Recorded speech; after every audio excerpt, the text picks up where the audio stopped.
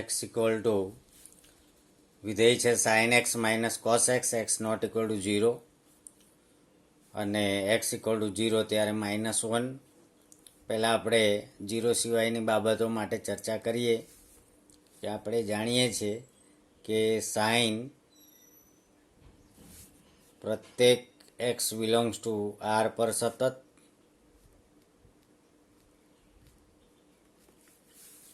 Cos x પણ પ્રત્યેક x belongs to R પર સતત છે. માટે sine x minus cos x એટલે બે વિધેયોની બાદબાકી પણ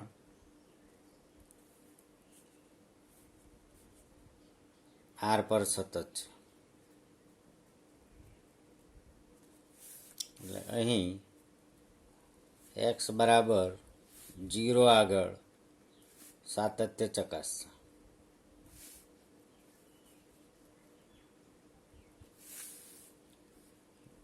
limit x tends to 0 f x equal to limit x tends to 0 sine x minus cos x equal to limit x tends to 0 sine x minus limit x tends to 0 cos x equal to sine 0 એટલે 0 અને cos 0 એટલે 1. એટલે -1 અને F of 0 આપેલું છે equal to F of 0 એટલે F x limit x tends to 0 f x બરાબર F0 માટે એક્સ બરાબર 0 આગળ પણ સતત છે, માટે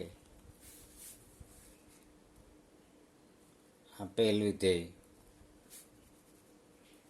એફ એક્સ એ પ્રત્યેક એક્સ બિલોંગ્સ ટુ આર પર સતત છે. ચેકિંગ આપણે એક્સ બરાબર 0 પર જ કરવાનું છે, પણ આમ જાણીએ જ છે કે sine x minus cos x છે એટલે સતત હોય જ, પણ બંને આગળ વ્યાખ્યાયિત જુદું કરેલું છે. એટલે આપણે એક્સ બરાબર 0 આગળ કંઈ તકલીફ તો નથી ને, એ ચેક કર્યું તો સતત છે. હવે એક્ઝામ્પલ નંબર 26 એ ખરેખર કામની વાત આવી કે f x equal to k cos x upon pi minus 2x, x not equal to π/2 અને 3x equal to π/2 A x π/2 આગળ સતત હોય તો કે શોધો. એટલે સતત હોય ત્યારે કે શોધવાનું છે.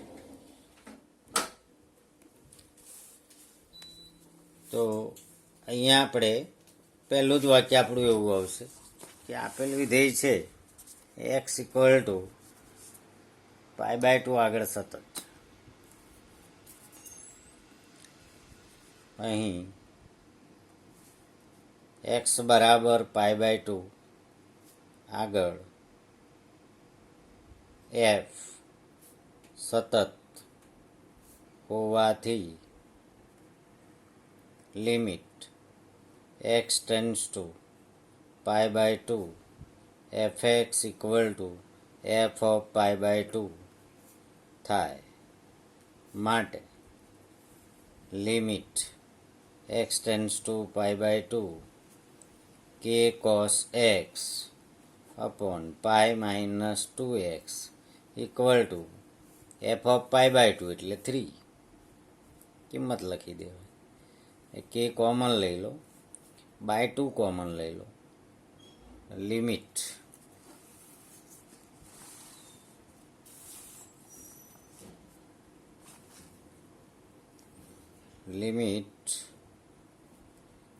π/2 x tends to π/2 x tends to pi by two, અહીંયા કે કોમન લઈ લીધું છે એટલે ઉપર ખાલી કોસ એક્સ,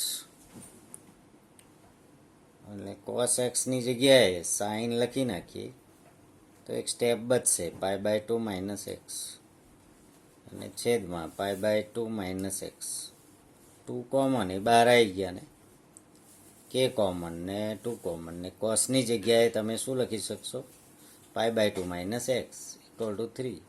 એટલે આ થઈ ગયું કે by two limit theta tends to 0 sine theta upon theta equal to 3. કે pi by two minus x equal to theta સમજો, pi by two minus x equal to theta.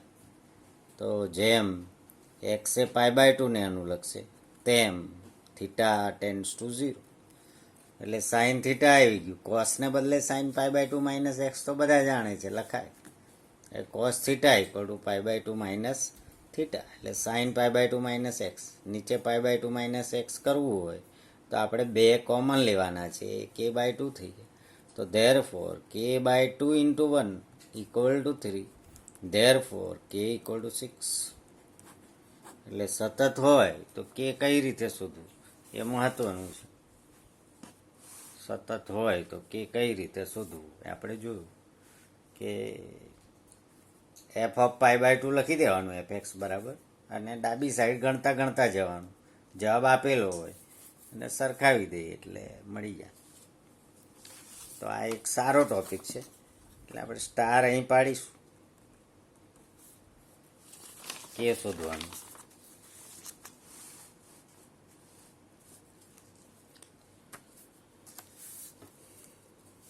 એ રીતે તમે 28 ને 29 ઇઝી જ છે, ડાયરેક્ટ જ F of pi by two લખી દેવાનું, પેલામાં 5 લખી દેવાનું, 27, 28 ને 29 ત્રણમાં કે શોધવાના છે.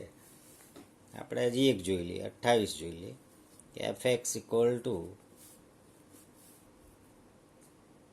કે x plus 1 x less than or equal to pi, અને cos x x greater than pi, pi આગળ સતત, એક્સ ઇક્વલ ટુ પાઈ આગળ સતત.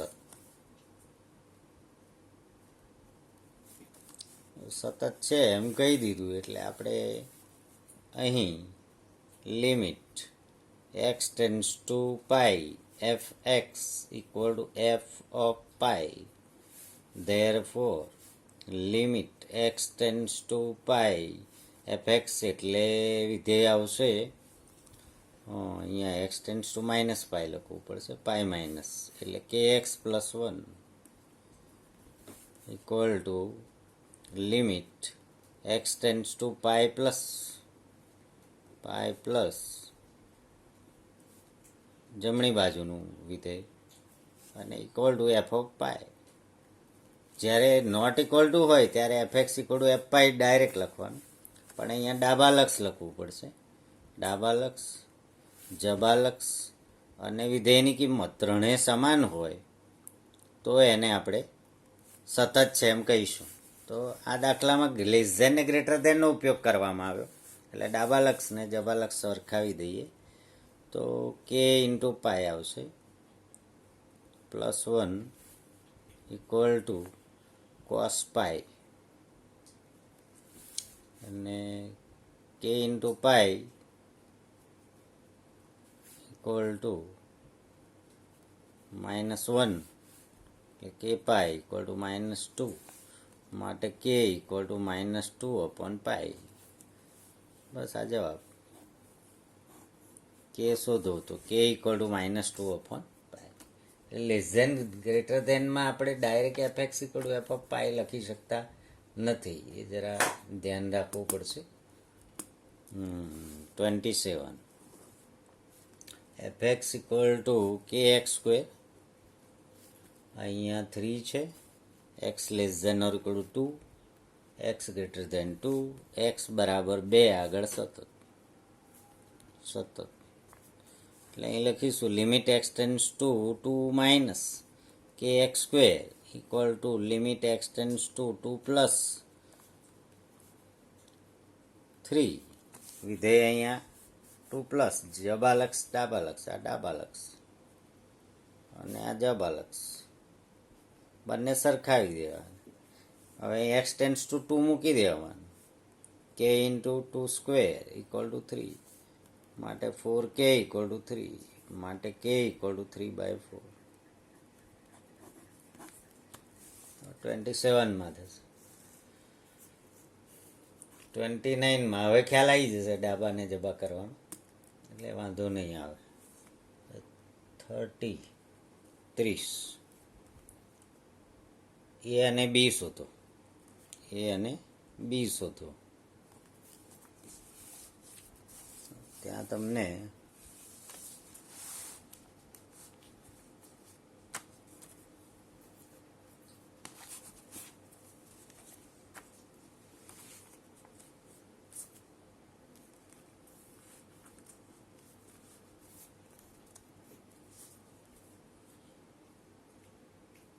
વિધેય આપેલું છે fx equal to 5 ax plus b 21 x less than or equal to x 2 less than x less than 10 અને x greater than or equal to 10. અહીંયા 2 આગળ સતત અને 10 આગળ સતત દ્વારા વ્યાખ્યાયિત વિધેય સતત. અહીં કોઈ ટેક એ આપ્યું નથી ક્યાં આગળ સતત. સતત હોય તો સતત છે બસ. એટલે આપેલું વિધેય જો સતત હોય, પ્રત્યેક એક્સ બિલોંગ્સ ટુ આર માટે એવું કહેવાય. વ્યાખ્યાયિત વિધેય સતત છે તો એ અને બી શોધો. તો એનો અર્થ એમ થાય કે limit x tends to 2 minus fx equal to limit x tends to 2 plus fx. એટલે limit x tends to 2 minus એટલે 5 equal to limit x tends to 2 plus fx. 2 plus એટલે x ગ્રેટર ધેન 2 એટલે ax plus b એટલે 5 equal to a into 2 plus b એટલે therefore 2a plus b equal to 5. હવે બીજી વાત કરી દઈએ 10 આગળ. તે જ રીતે similarly limit x tends to 10 minus fx equal to limit x tends to 10 plus fx થાય. માટે limit x tends to 10 minus તો x less than 10 ax plus b equal to x greater than 10 એટલે આવશે કયું વિધેય? X greater than 10 21. અહીંયા આવશે 10a plus b equal two 21. પરિણામ નંબર 2. પરિણામ નંબર 1. હવે 10a plus b equal to 21માંથી 2a minus b equal to -5. પરિણામ 1 બાદ કરી દો એટલે 8a ઇક્વલ ટુ 16 ને 5 21 એટલે therefore a ઇક્વલ ટુ 2. હવે a ઇક્વલ ટુ 2 આમાં મૂકી દઈએ તો therefore 4 plus b equal to 5 and therefore b equal to 1. એટલે a ઇક્વલ ટુ 2 અને b ઇક્વલ ટુ 1.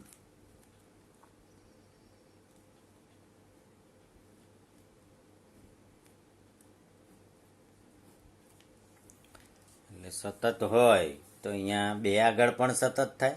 પ્રત્યેક એક્સ બિલોંગ્સ ટુ આર માટે સતત છે. એટલે 2 આગળ પણ સતત થાય ને 10 આગળ પણ સતત થાય. એ ત્યાં આગળ જે ત્રુટક છે ત્યાં આગળ ડાબા લક્ષ જબા લક્ષ સરખાવી દો એટલે આપણને 2a + b = 5 સમીકરણ નંબર 1 મળશે.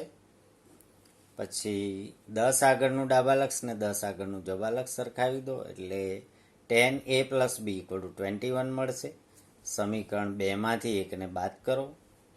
2માંથી સમીકરણ 1 બાદ કરતા એટલે આપણને b કેન્સલ થશે. 8a = 16 માટે a = 2, a = 2 આમાં મૂકી દો એટલે b = 1. આ રીતે a અને b ના મૂલ્યો મળે. એટલે સતત હોય તો a અને b શોધો. એટલે આવા દાખલા જૂના ગણિતમાં ઘણા બધા છે, પણ અત્યારે આપણે એવી પોઝિશનમાં છીએ કે બધી MCQ ઘણા વિશે થાય એવા છે, મજા આવતી નથી. 31મો દાખલો છે fx = cos x² સતત છે. તો આપણે એવું લખવાનું છે કે ભાઈ cos વિધેય સતત છે, ત્રિકોણમિતિય છે, અને x² એ ઘાતાંકીય વિધેય સતત છે, માટે બંનેનું સંયોજન cos of x² સતત છે. એ જ રીતે 32મા દાખલામાં માનાંક cos x સતત છે. તો આપણે કહેવાનું કે ભાઈ માનાંક વિધેય છે માનાંક x એ સતત છે અને cos x સતત છે, માટે બંનેનું સંયોજન છે એ સતત છે. એટલે માનાંક cos x સતત છે, એ ખાલી લખવાનું જ છે. એ જ રીતે સાઇન સતત છે, માનાંક x પણ સતત છે, માટે સાઇન ઓફ માનાંક x એ સતત છે. એ જ રીતે 34મો પણ માનાંક x માઇનસ માનાંકમાં x + 1 છે. તો બંને સતત છે, કારણ કે છૂટું કરો એટલે સુરેખ અથવા અચળ વિધેય થાય ને સતત છે. એટલે ખાલી એમાં લખવાનું જ છે કે સતત છે. એટલે અહીંયા તમારે સ્વાધ્યાયનું જે સાતત્ય છે એ અહીંયા પૂર્ણ થાય છે અને નેક્સ્ટ ટોપિક આપણો વિકલન આવશે. Thank you very much.